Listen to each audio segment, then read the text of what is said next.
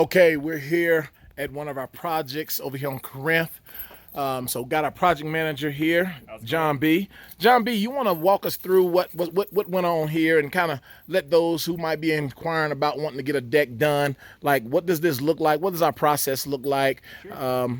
Tell us what you got. So biggest thing you want to start is when you're wanting to do a deck is what you're attaching to at the house.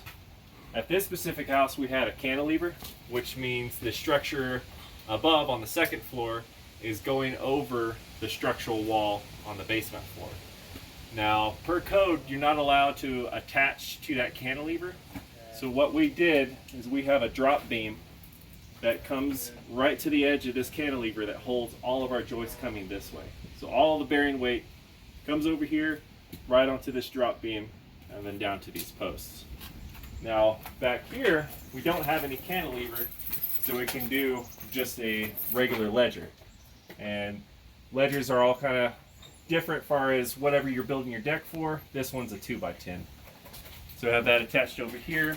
And the second thing is when you're coming out is you want to see where your bearing point for your beam is going to be. Preferably you want to check with your electrical, water, call your locates first. That way you can verify before you determine where your deck's going to be what's underneath there, because you got to dig these piers at least 30 inches down in Colorado. Gotcha. So we got a pier here. Yep. There's a pier.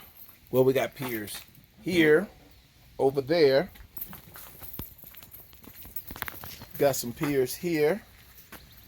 And 2 piers for our landing out here. 2 piers for our landing over there. Okay, got it. So yeah, do your locates before you do your drawings out here. That way, unless your posts line up right in front of electrical, you can adjust your length, whatever you need for your deck, so you're not having to reroute whatever your electrical or plumbing issues are down there. Cool. Now let me ask you, because now looking at these posts, I mean, this seems pretty bulky to have 6x6 on here, because what we understand is code has changed. Yep. Whereas these used to be could be 8 inches, now they have to be 12.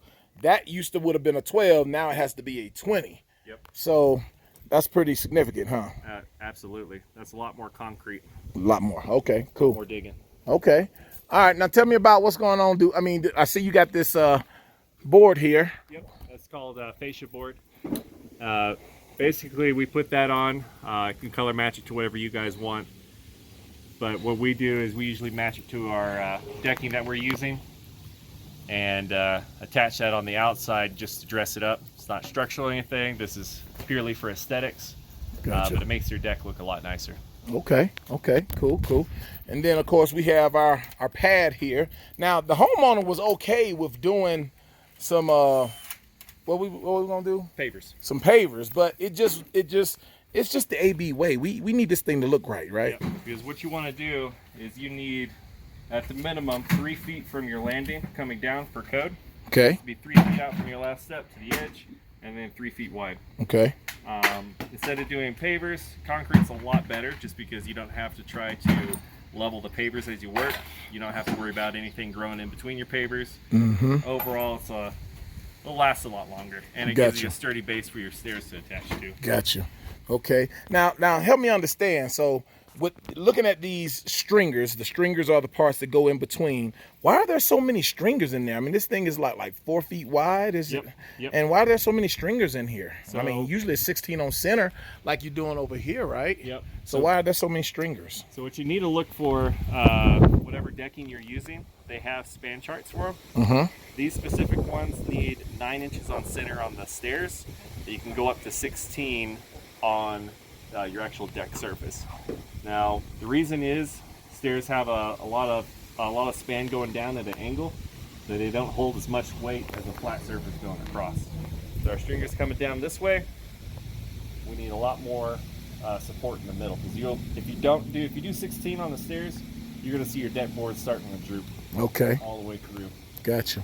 Okay. All right.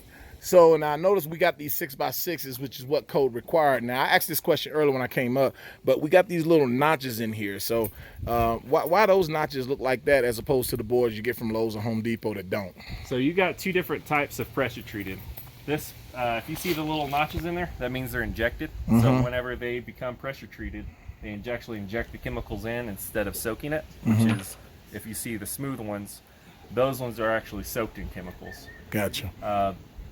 Injected, you're going to see a lot more straighter wood than you would far as soaked, just because as it soaks, it swells, dries out, and it's going to want to twist.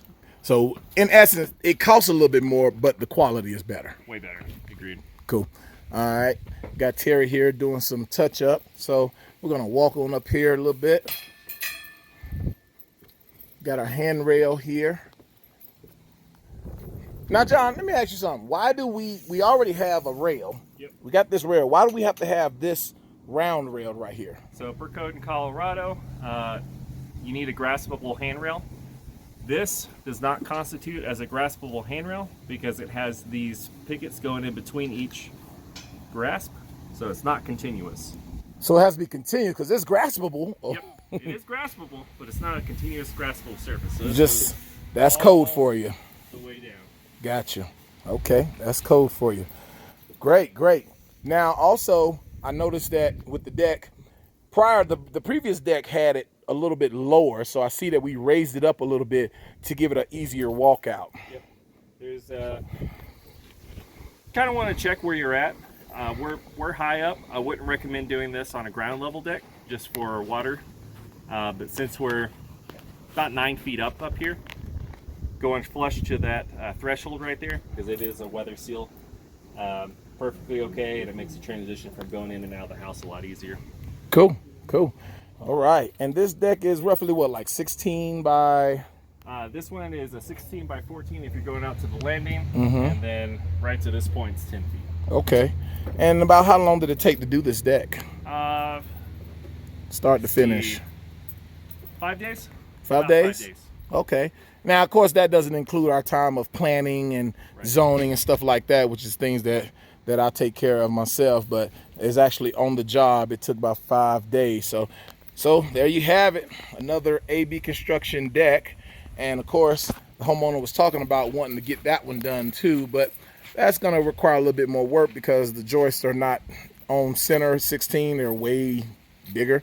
So that would have to be a total tear down, but that's not in the budget right now. But there's another AB project. John B, he's one of our project managers.